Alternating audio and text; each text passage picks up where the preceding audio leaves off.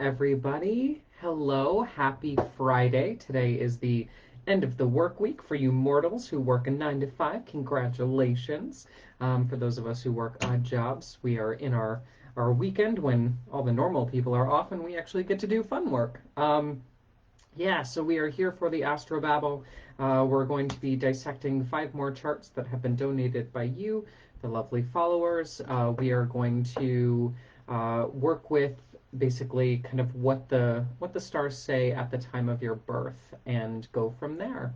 It's a pretty fun process. It can get pretty in depth. It can get pretty creepily accurate at times. So it's always interesting to run these charts and to be like, oh crap, yeah, we have stuff to talk about. But some charts are super fun and easy. So we'll see what we have in store today. I don't look at these charts beforehand. I just run them in my software, and we're reading them kind of cold, just having a good time. If you would like to be a part of the live stream, you can always submit your chart to the queue. Just private message me your birth date, place, and exact birth time. You can also send in friends and family, but always have consent. Always have consent. Not just important for ethical reasons, but also for spiritual reasons. We're putting somebody kind of on blast. It's important to have their consent before we do that. Good morning, Fran. Good morning, everybody jumping on Instagram and Facebook. Thank you so much for joining us. And if you would like to schedule a private consult with me or learn astrology, you can always go to scorpiorisingastrology.com. But enough about me. Let's talk about the live stream. Good morning, Alyssa, jumping on. We are going to start with Lena, my dear, my darling. Let's take a peek at your chart. So we've got a Capricorn ascendant with Mars and Capricorn right in the first house. Glorious, glorious. I'm always a fan. Mars is one of those planets that I don't see exalted often enough. I really enjoy an exalted Mars. The first house of self, yeah, of the 12 houses is really what we look at when we're trying to discover somebody's core personality. Yeah. So although we have a 0-degree Sagittarius sun, which we'll get into, which is also interesting because the sign before Sagittarius is Scorpio, ruled by Mars in the first house. So there's also kind of interplay and discussion that the astrological community goes into with having a cusp sun. So anyway. But yeah, so the first house of self is, in my personal opinion, more important than the sun sign when it comes to understanding the core personality, which is why when I do my daily horoscopes, I always encourage you to read for your sun sign, your rising sign, and your moon sign. Those are the 3 things that we look at.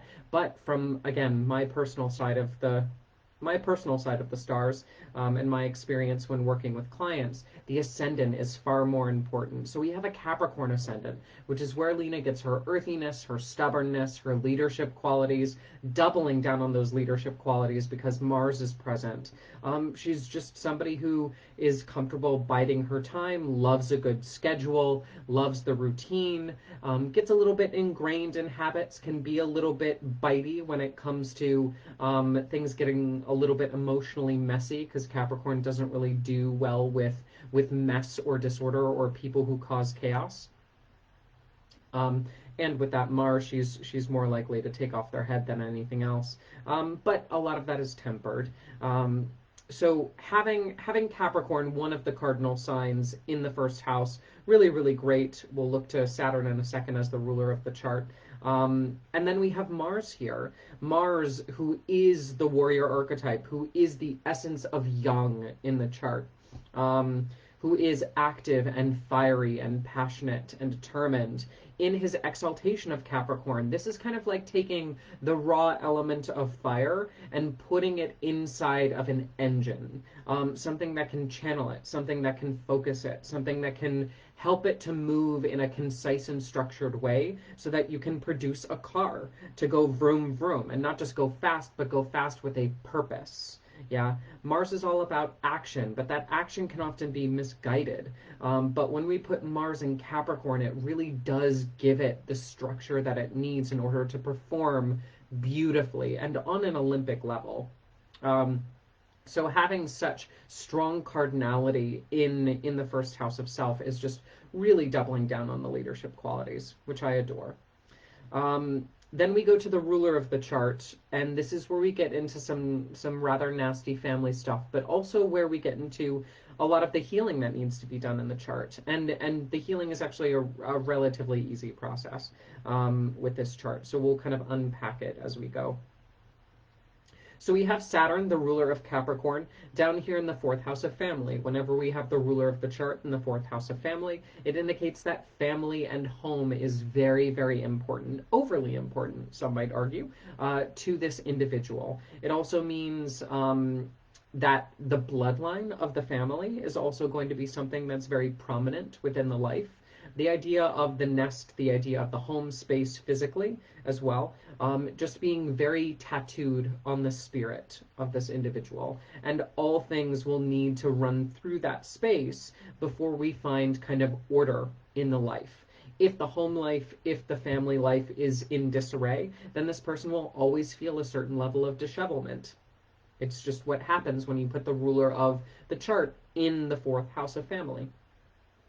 Now, we do have an issue with this Saturn. This Saturn is in Aries, the sign of his detriment, his least favorite sign, and is retrograde. Now, there is a remediation here because Saturn is trading signs with Mars. Mars rules Aries, Saturn is in Aries. Saturn rules Capricorn, Mars is in Capricorn. They've traded signs. Yeah, so that's helpful to a certain degree. It also allows a lot of the healing to take place from the family dynamic. However, we still have a detrimented Mars or a detrimented Saturn who is retrograde in the fourth house. This means that ideas of stubbornness, ideas of trying to buck the system, ideas of rebellious nature, but also of sternness, of meanness, of misplaced strictness, things that are just stop, go, stop, go, stop, go. And the conflict between literal fire and earth, which have been so beautifully channeled and balanced in the first house, are in conflict in the house of family. And so we need to work on that. I would really encourage, just from a personal perspective, if you wanted to get into that space, putting up an altar to Saturn in order to not just affirm boundaries, but also to heal the fourth house of family and work with that energy a little bit more constructively, because honestly, that's the worst planet in your chart, arguably. It's the most detrimented planet. So we kind of need to heal Saturn. We need to heal the Lord of Boundaries. We need to heal the Lord of Karma and Restriction in the fourth house of family, and that's where a lot of the work needs to be done. But the North Node is here. North Node in Aries in the fourth house always indicates the need to strive towards peace and achievement in that area. So you kind of karmically being bound to the idea of creating your own definition of family.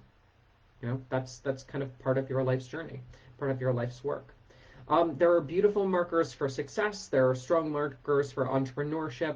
We'll get to the sun, which I think is the most interesting planet of the chart in this dynamic. But a Venus in Libra in the 10th house of success, mwah, fabulous. Fame, the idea of just being recognized as kind of like a goddess of justice figure, just somebody who is fair, who is balanced, who is very much the archetype of what Libra should be, all about justice, all about equality, all about giving, but also giving in equal proportion.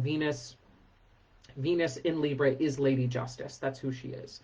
And so to have that in the 10th house of success is just a brilliant placement. I love a good, well-placed Venus. We do have Mercury in Scorpio, the planet of the mind, in the 11th house of social and tribes and community organizations. One of the things that you're naturally attracted to is the underbelly of any community, which I think is really interesting. It's fine to socialize, it's fine to kind of be superficial, but where your mind is the most curious is what makes people dysfunctional, what makes a community kind of rotten from the inside out. So as you start to investigate, what is the truth here? Yeah, you start to really associate with people who are exposing you and who are understanding of the underbelly and the grossness of any particular community that you're involved in. And that's what your mind really latches on to. Mercury in Scorpio is I think, a beautiful placement. Of course, I'm biased because I have Scorpio on the ascendant, but Scorpio is such a get to the heart of the matter sign. And Mercury is naturally curious. They work really well together. It's a very investigative mind. It's a very problem-solving oriented mind. But where you find that quality is in the 11th house of social groups. So you're not interested in small talk. You're interested in getting to the bottom of the community and rooting out the villain. Like that's who you are mentally. We also have a really nice Sun and Leo in the 8th house of business. Mwah, entrepreneurial tendencies out the wazoo with that. I love it. But let's talk about this Sun in Sagittarius at 0 degrees in the 12th house. This is a very interesting placement, and I think this is kind of the last aspect that we'll talk about before we delve into the next chart. When we have a planet at 0 degrees, yeah, it's often argued in the astrological community that cusp rulership comes into the equation. And some astrologers pay attention to cusp, some don't. I used to not. I'm a little bit more on the fence. I'm a little bit on the cusp about it. Ha ha ha, some astrological humor. But I think in this case, because the Sun is so close to being in Scorpio and so new in Sagittarius, I think we have to respect that you have both this Sun in Scorpio side, especially with Mars in the first house, ruler of Scorpio, and Sagittarius. So I would kind of consider you a blend between Scorpio, especially because you're Mercury in Scorpio, and Sagittarius, that kind of spunky, mutable fire sign. But regardless, your Sun does fall into the 12th house, so we do have some self-esteem issues that come with that. Sagittarius in the 12th house is a seeker of the truth in general. The 12th house is the house of hospitalizations, it's the house of jails, it's the house of hidden enemies, it's the house of karmic healing, it's the house of retreat. It's where people go to cook in a chart. Yeah, and you putting your Sun, the literal brightest planet, in the astrological scheme in the 12th house really means that you're here to hold the torch in the 12th house, which is notoriously dark. And you'll do that for yourself, but also for others. You're kind of looking for the Holy Grail perpetually. And I think part of that backs up the curiosity, the deep curiosity of that Mercury and Scorpio in the 11th. So that's just something to consider is, that 12th house Sagittarius Sun is very, very much about investigating things that other people don't necessarily like to see, and you being able to navigate those mazes rather well. Cool. Excellent. Thank you, Lena, for donating your chart to the live stream. I very, very much appreciate it. We will see you soon. Good morning to everybody jumping on, Witches Be Sippin' podcast. I see you. Lovely. Good morning. Lily, Fran, Alyssa, thank you so much for joining us on Facebook. I see your comments there. Let's move on to chart number 2. Chart number 2 is going to be Scott. Scott, good morning. Cheers. How are you?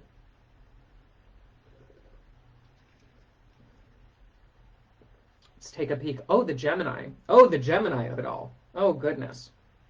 So we've got Venus in Gemini, Ascendant in Gemini, Sun in Gemini, Mars in Gemini, all in the first house. Crazy town. So that's what we would call a stellium, 4 or more astrological points located within a specific house. So we have very strong Gemini tendencies in the chart overall. But a stationed Mercury in Cancer in the second. Fascinating. Okay, anyway, before we jump into the nuances of this chart, we have to respect what Gemini is and what Gemini means. So you don't just have a Gemini Sun, Scott, you also have a Gemini Ascendant. So we would call you a double Gemini. Whenever the Sun, the Ascendant, or the Moon, whenever one of those 3 or more are in a particular sign, we would call you a double this or a triple that. Yeah.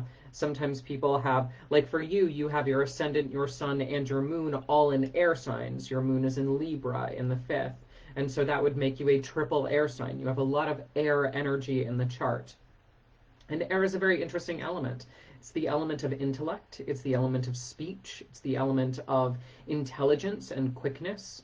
It's not necessarily known for its boundaries. It's not necessarily known for its ability to stay still. It's not necessarily known for its ability to be grounded or predictable.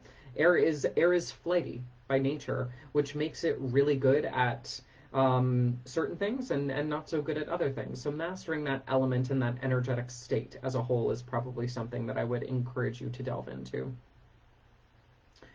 Venus in the first house always makes you terribly charismatic, more charismatic than your own good, really.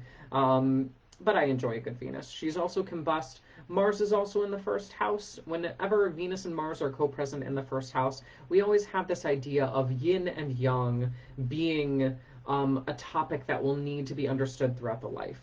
And what I mean by that is there are so many layers to that energetic equation. So having Venus and Mars in the same house, but also having Venus and Mars in the sign of Gemini, the twins, that kind of bipolar extreme sign of going from complete darkness to complete light. There is this reoccurring theme that I'm seeing in your chart of the need to embrace the yin, the need to embrace the feminine, the need to embrace the idea of darkness and rest and slowness and beauty and receptivity and niceness. But then also to embrace the masculine yang principles of action and aggression and initiation and anger and fierceness and protection, and not staying still and not resting and doing, right? And that constantly needing to be a balancing act in your life, because it can't just be one or the other. They need to be present within equal proportion at all times. And one will always be a little bit more dominant. That's homeostasis, yeah? It's probably your favorite word of all time because of all of this balance that we're seeing in the first house of self, not to mention your Libra moon. So we've got this idea of homeostasis needing to be a constant energetic theme as well as a life theme. It is also important to understand that because we have so much Gemini in the first house of the body, yeah, there are going to be specific physical things that you need to watch out for from a medical astrology perspective. Gemini rules the nerves as well as the arms and the lungs. Yeah? So those are going to be the most sensitive body systems, and we would include the hands in there as well. We kind of think of the entire kind of upper respiratory, upper body tract, kind of the feelers. Yeah. Gemini rules the feelers and the exchangers, what we would literally give and take, the lungs, which literally give and receive our breath. Gemini is all about that circulation, that fluctuation of what is held on to, what is given and received. So we have that Gemini aspect. We would need to pay particular attention to those body systems physically. The ruler of the chart is this Mercury in Cancer who has stationed in the second house. There's a strong identification with money in the chart. The second house is the house of wealth. To put the ruler of the chart in the second house of wealth, there's a strong attachment of the ego and the self to the idea of wealth and finance and value. If wealth is not accrued, if finance is not correct, if value is not perceived, then the idea of self and self-esteem will be skewed. And this is kind of what happens when you put all of your emphasis of self into a bank account, and attach that sense of value to the idea of how much you're worth on a practical level, the possessions that you have. And that can be tricky because Gemini also wants to buck the system. Gemini also wants to not necessarily, although, Gemini and Mercury both rule exchange and finance, Gemini also realizes that you can't tie things down, but then to have a stationed Mercury in Cancer, like the idea of providing, the idea of being able to give, the idea of being able to serve others with money, to donate, to have that surplus, that's something that your ego and your sense of self really relies upon for self-esteem. Then we have the moon in Libra in the 5th house, which is really where, and it's making, is it? Oh my gosh, it's so close to that trine. That's delicious. So the moon in Libra is making an almost exact trine to the ascendant and the sun. Ascendant is at 14 degrees, moon is at 15 degrees. Ascendant is at 14 of Gemini, sun is at 15 of Gemini, moon is at 14 of Libra. That's beautiful. That's such amazing air synastry in the chart. I love that. But where that synastry is occurring is between the first house of self and the fifth house of children and parenting. Also, creativity and sexuality, the idea of metaphysically and physically creating. Yeah? But this is where you get your heavy, heavy identification as a parent. Your need to take care of others, your attachment to your children. This is where you get your soft spot for kids.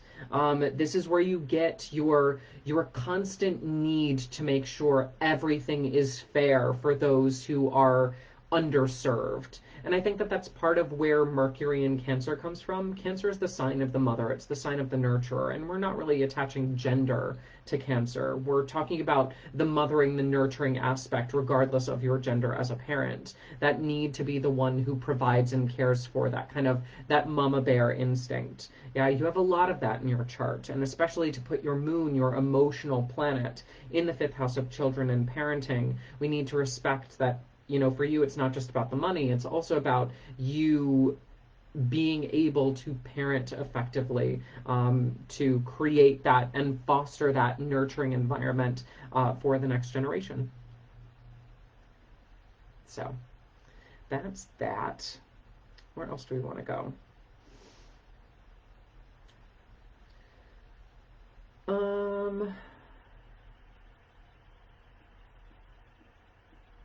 There are other aspects that we could talk about, but for some reason the chart's saying no. The chart's saying no. I think that's enough. Thank you, Scott. I very, very much appreciate you donating your chart. I hope that this was helpful. Thank you very much. Let's go ahead and we'll move on. Oh, that's a calculator. Let's go ahead and let's move on to our other charts.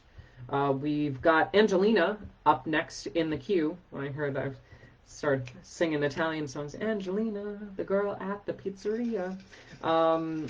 Angelina, my darling, cheers. Let's take a peek at your chart, see what's going on. Oh, an exalted sun, ruled by the ascendant in Leo. I love it.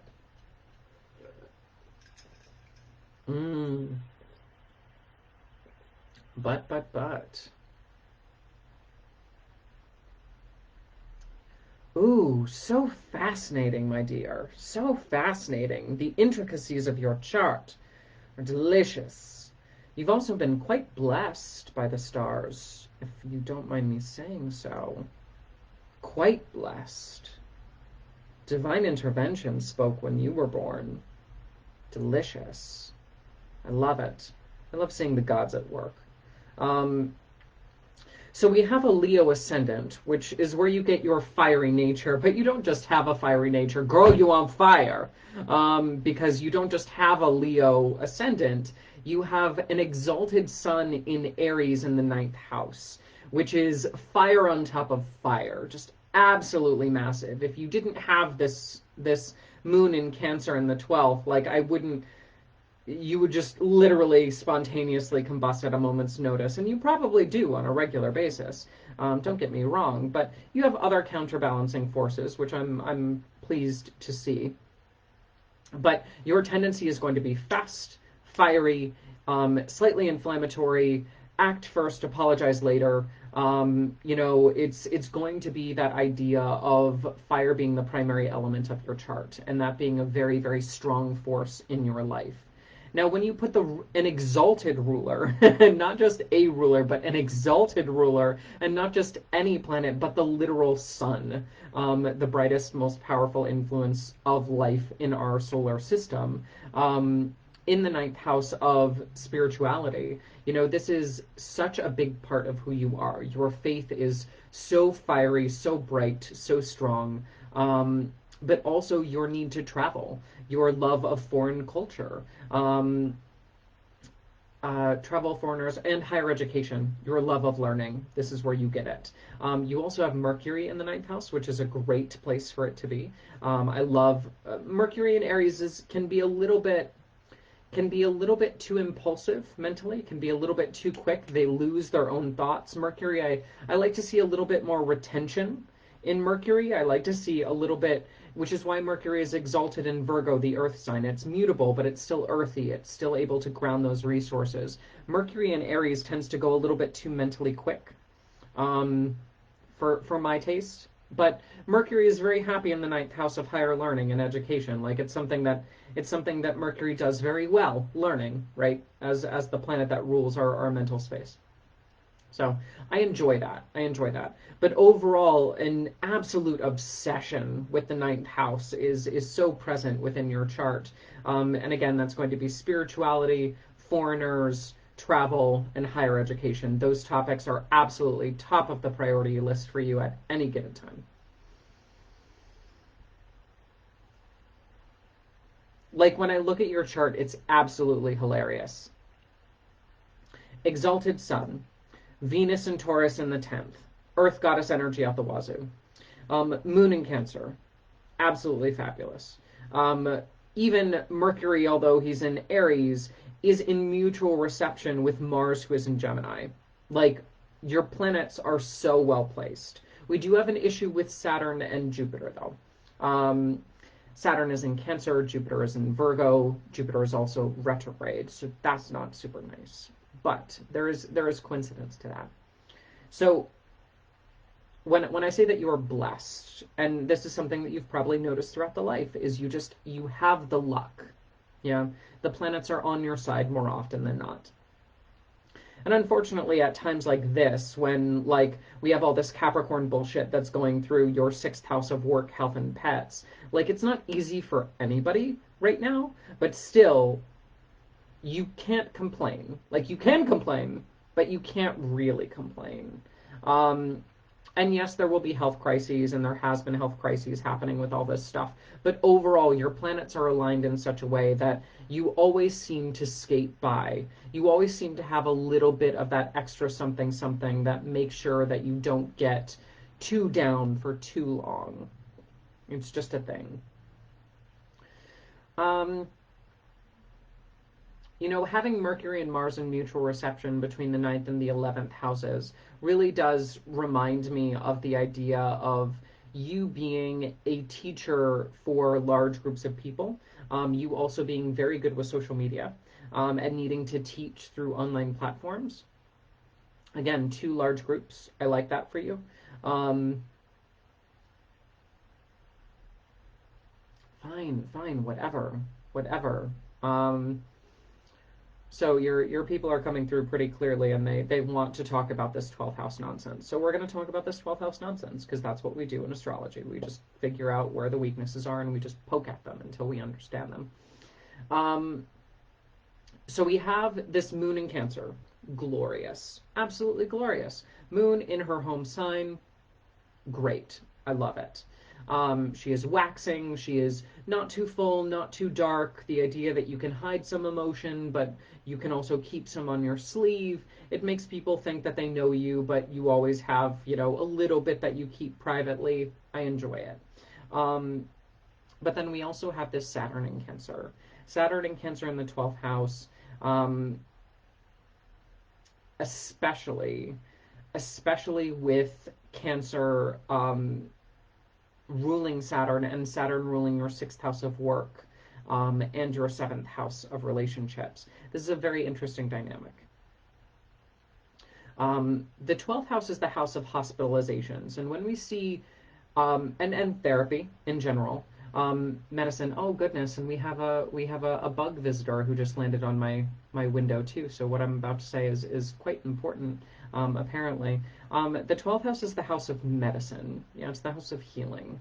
And so for you to put your moon here in Cancer, the sign of the mother, and Saturn, who is really the lord of long-term lessons in the chart, and who rules your sixth house of work, if you're not in the medical fields, if you're not working with healing, if you're not helping other people through their dramas and traumas, yeah, then there will always be a side of your chart that feels undernourished and underappreciated. It's just kind of who your makeup is supposed to be. I think you've been blessed by the planets in such a way so that you can overcome these trials and help walk other people through these trials with a certain level of strength, that most people do not have. You've kind of reached demigod status, from an astrological perspective, and if you don't use those powers for good, then your chart will remain unfulfilled. And that can be really tricky, because you understanding that you're supposed to be a figurehead, you understanding that you're supposed to use this strength for the benefit of others, and as a consequence grow only from the helping of others. Like, it's one thing to learn and grow, yeah, which you're really good at. You've already mastered that topic. Like, you picking up a book and devouring of it and leveling up, like, that's fine. But it's not going to scratch that deep soul itch that requires you to go into the underworld, find somebody who's struggling, and help them through their process, right? So we need that in your chart. We require that in your chart. And yes, there is a certain amount of travel and worldliness and spirituality that needs to come from that. You need to be able to connect to the higher, more intricate web of fate that is surrounding us at all times. But the practical use of you going into the darker parts of life and helping other people through that journey is a very important part of your process that, frankly, you are uniquely equipped to work with. And I think, again, the more you can be social, the more you can embrace your role as a teacher and as a figurehead, the more money you'll make. Your money is actually very, very attached to the ninth house as well. So the more that you can travel internationally, work with an international clientele, develop teaching exercises and remote classes and work with those types of situations, I think it's just an excellent way for you to reach as many people as possible. But you can't just do it superficially. You have to embrace the Saturnian archetype that's in your chart. You also have to embrace the motherly, goddess oriented, like you have freaking Venus and Taurus and the moon in Cancer. Those are two very strong goddess planets in their own domicile. Like, you cannot ignore that. You need to embrace that divine feminine, that kind of dark goddess archetype who's able to both comfort and heal, and cut and wound appropriately, but always for the highest good. And that being a huge part of your chart moving forward, I think, is really the crux of what your chart is speaking towards. Excellent. So thank you, Angelina. I appreciate you donating your chart to the live stream. Yes, good morning, everybody. Good morning, Jenna. Good morning, Raj. Let's take a peek at our next chart. Okie dokie. We have Latasha. Latasha, my dear, cheers. Good morning. How are you? Let's take a peek at your chart.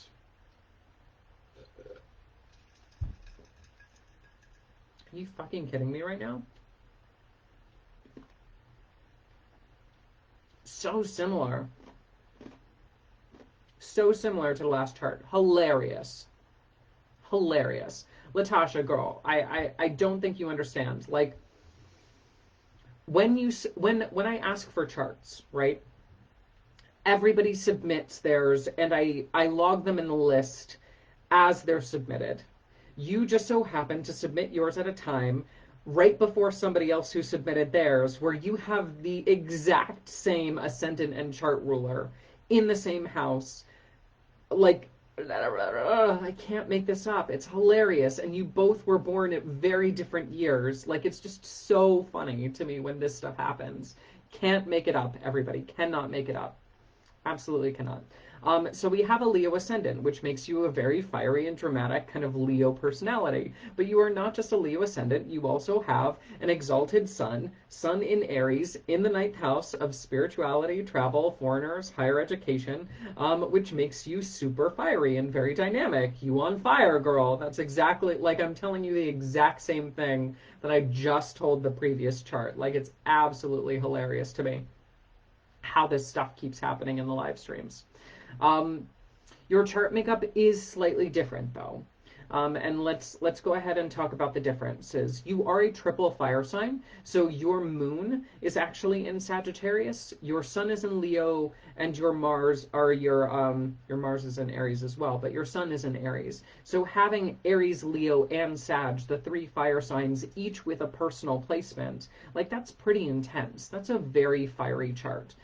So we need to respect that. We need to respect that your fire element, which is all about radiance and light and combustion and the ability to move forward, leadership potential, but also the idea of burnout, the idea of aggression, the idea of being too hot. Yeah, that's something that we need to kind of play with. Fire fire is an interesting element because it can turn into a wildfire if uncontrolled, and it can really bring great detriment, not just to yourself but also to those around you. Um, but then if you try to control it too much, it goes out, right? And that's not okay either. We need to balance the fire. We need to be able to feed it. We need to be able to turn it into the hearth, turn it into the bonfire, turn it into kind of something that we can cook over and get warmth from and feed and raise a family around and tell stories around and have it be light and radiant and important and visually striking and warm, without burning the house down, right? Um, so all of that kind of needs to be taken into account with your chart. And you're really here to master that. You know, a North Node in Leo in the first house of self really does say, I'm here to learn how to be a good fire sign. I'm here to learn how to be sustainable fire, fixed fire, that Leo energy. I'm here to shine bright, but I'm also here to make sure that I can shine bright in perpetuity, not necessarily just be a flash in the pan.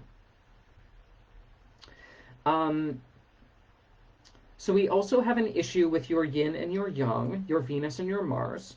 More so your Venus. Yeah, we have a detrimented Venus in the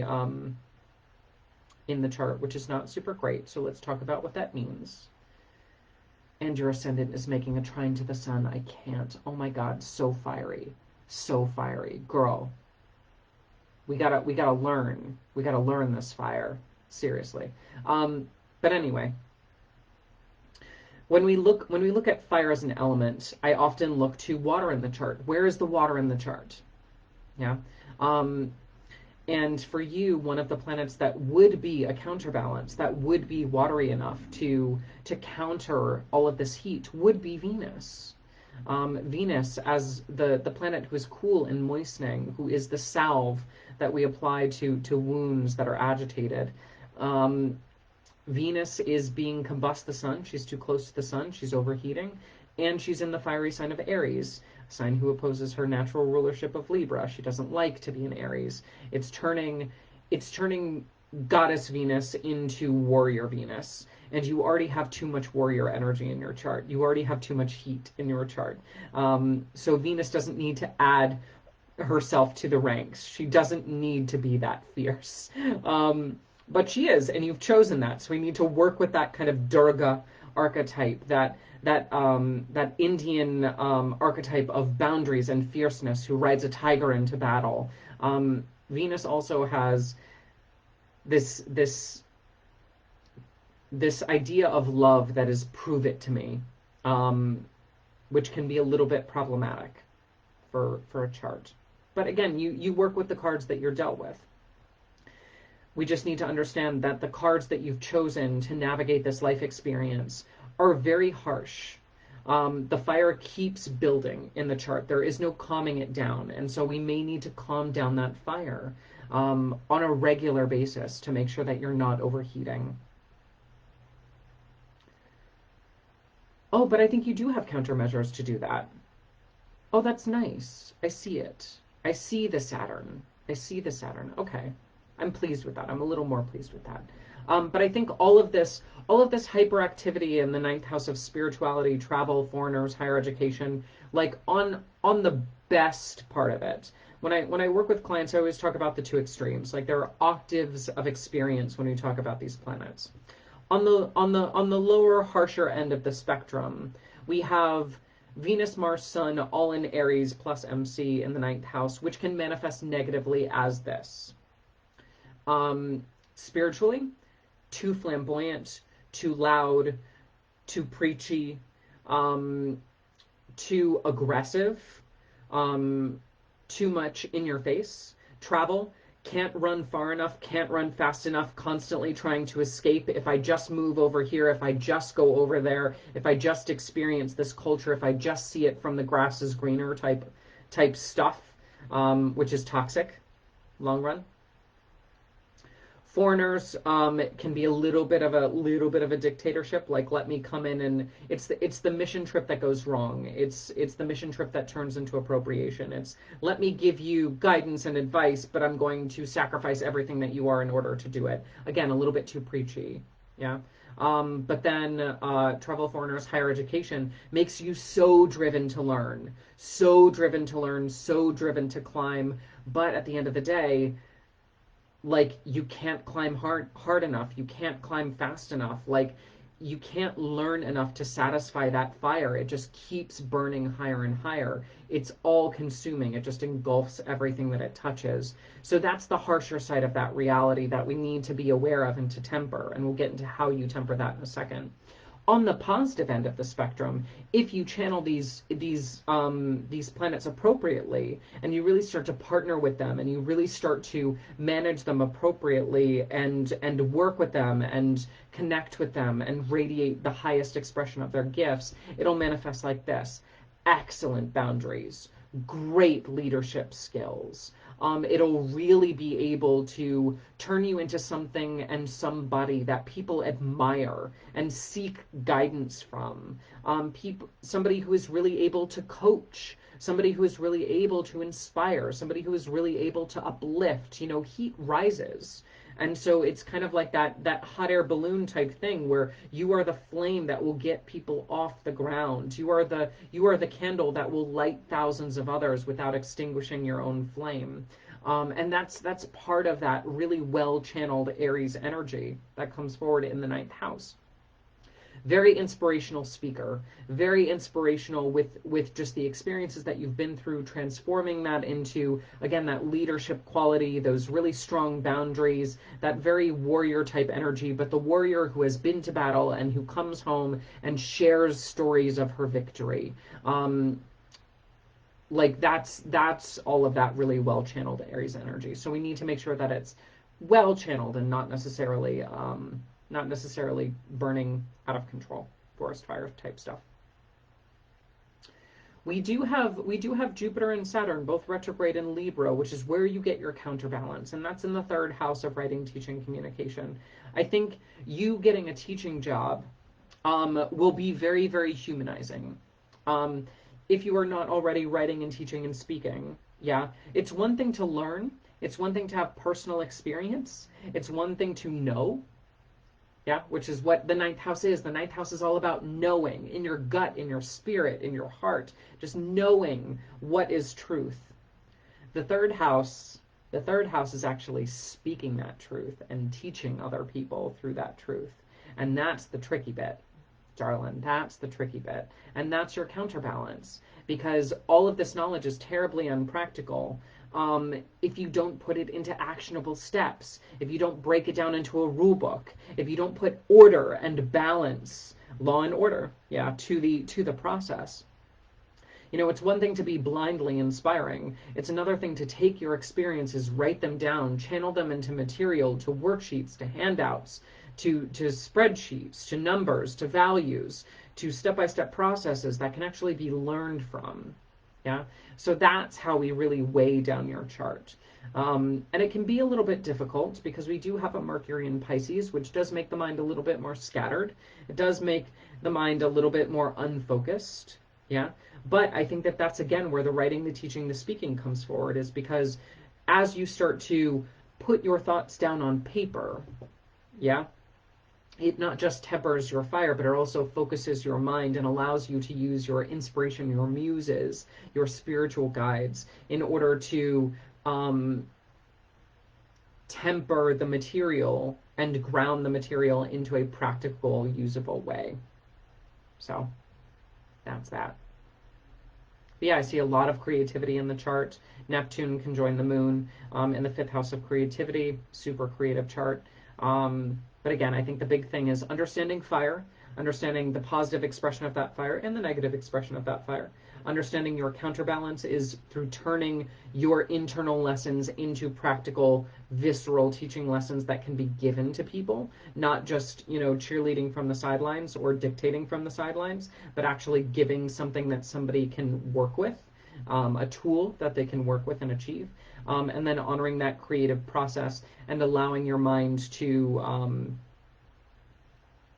be guided in that way through that Mercury placement. Thank you, Latasha. I hope that that was helpful for you. Okie dokie. We've got one more chart in the queue. Let's take a peek at Kashi's chart. Good morning, my dear. How are you? Let's take a peek, shall we?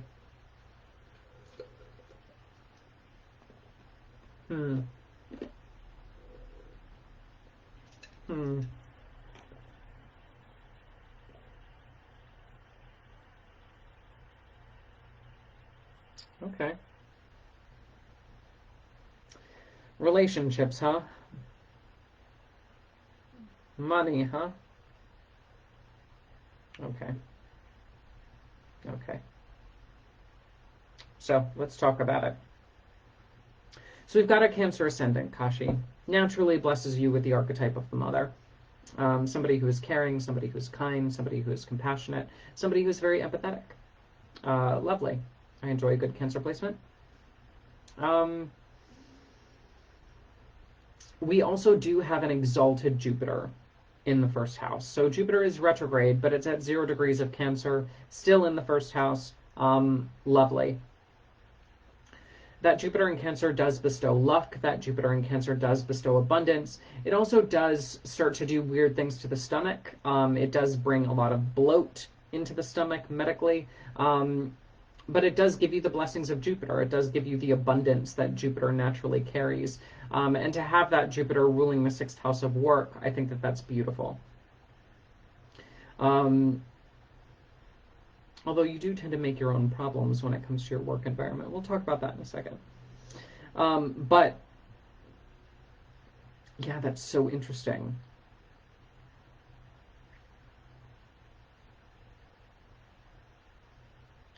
Dissatisfaction.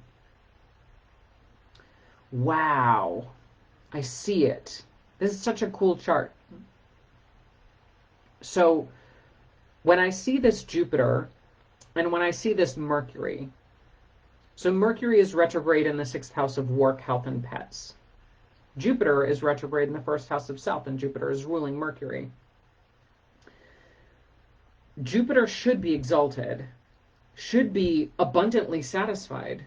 You know, Jupiter in Cancer is the benevolent ruler, the king who actually cares about the kingdom.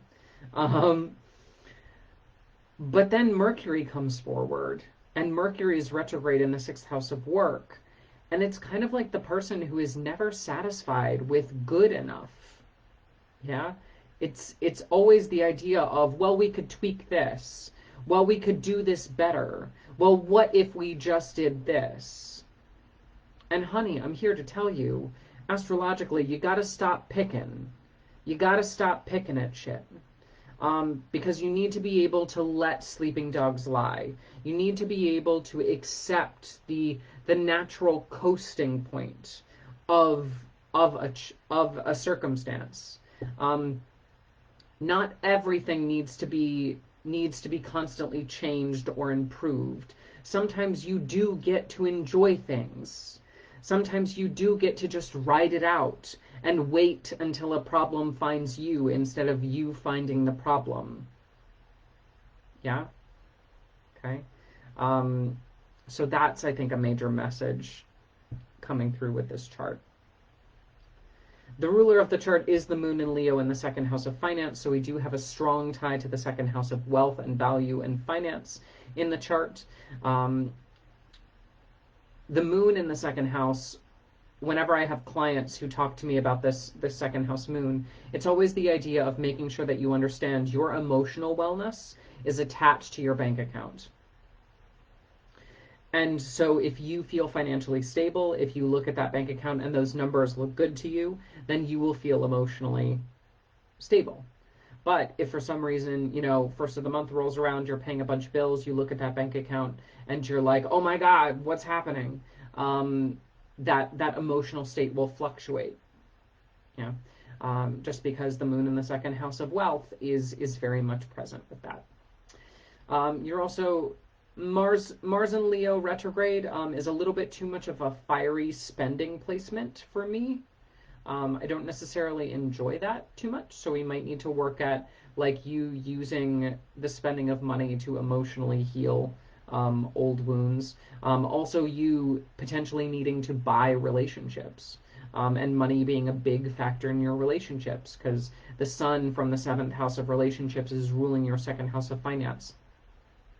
So the idea of relationships revolving around money, and or the need for you to prove your value in your relationship through your material possessions, or questioning, excuse me, and or questioning your wealth based on your ability to spend in any given relationship or financially contribute to that relationship.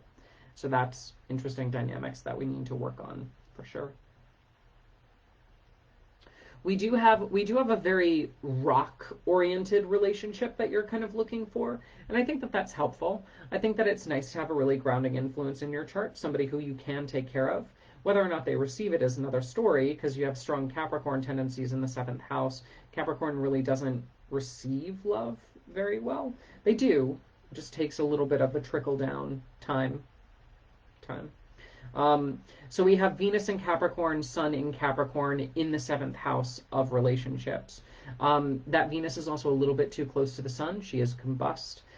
So that Venus is slightly in detriment. Although she's in an Earth sign, she can work with that. Having the Sun and Venus in the seventh house of relationships in the stubborn earthy sign of cardinal Earth, that Capricorn energy, does mean that you're attracted to somebody who is very stern, somewhat cold, very predictable, very much in it for the long haul, the long game. Somebody who is naturally going to be very ritual and routine based. Somebody who, again, prefers isolation to cuddling and comfort. Somebody who is not necessarily as openly affectionate or open with their emotions, but what they do is they ground you. Yeah, that grounding influence is so important in your chart, Kashi. So you're really looking for somebody who can be your rock, who can be your foundation on which you can build a life.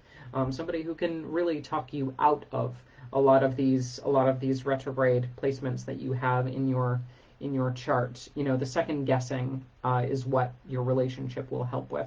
And putting the Sun in the seventh house, you know, your ego identifies very heavily with being in a relationship, needing somebody else, which can be somewhat toxic. But again, it's helpful to have somebody who can be your checks and balances. You are learning how to make a family work this go around. Pluto in Libra is an interesting placement to put so close to the North Node in the fourth house of family.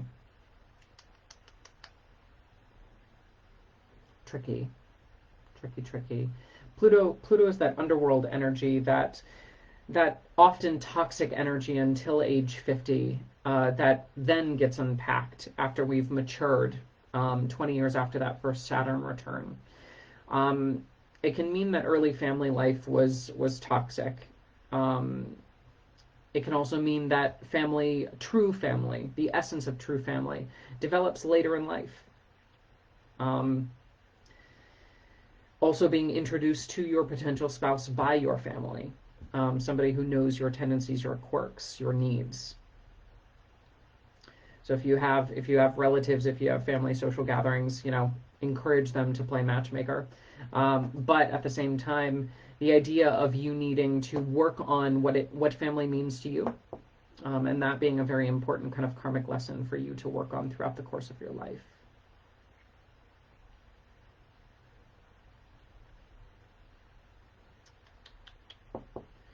Where else do we want to go in this chart?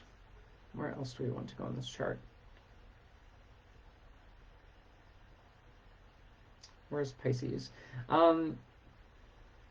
So the idea that you would work in the travel industry, that you would work in the health and wellness industry, that you would potentially work in traveling and health and wellness, seeing an international clientele, working with spirituality, and higher learning. But also in the realm of the sixth house of work, health, and pets.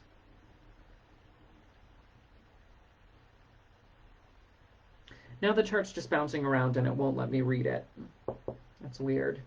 So I think that's it. I think the chart has kind of coughed up what it's going to cough up this go around. Kashi, if you have any other questions, we can always work one-on-one with a consultation for that. So we're going to let the chart rest there, and that's going to be all we're going to talk about with that. Okie dokie. So that is it for the live stream. Thank you everybody for jumping on. I very, very much appreciate all of your support. Every Monday, Wednesday, Friday we do this. So we will be back on Monday with another round of 5 charts.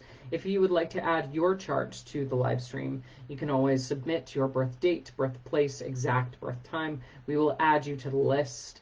The list is long, so please be patient, but I will message you when your chart is featured. And if you would like to learn astrology or work one-on-one with a private consult with me, you can always go to my website, scorpiorisingastrology.com. I have downloadable online classes as well as my consultation request form there. For those of you interested in learning some astrological remediation techniques, we've also got a class coming up on Sunday, October 25th. Which is going to be planetary altars, which I'll be hosting virtually through Zoom, talking about how to honor the planets through making altars to act as lightning rods for their divine grace, and remediating things like relationships and money and work and all core aspects of life through partnering with the planets. So that's coming up, and that link to register, it's $20 for the 2-hour course. And even if you can't make it, you'll get the recording for the class before it goes up on the website for a higher price point.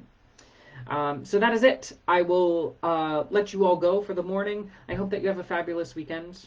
Thank you so much again for joining, and until next time, may the stars be ever in your favor.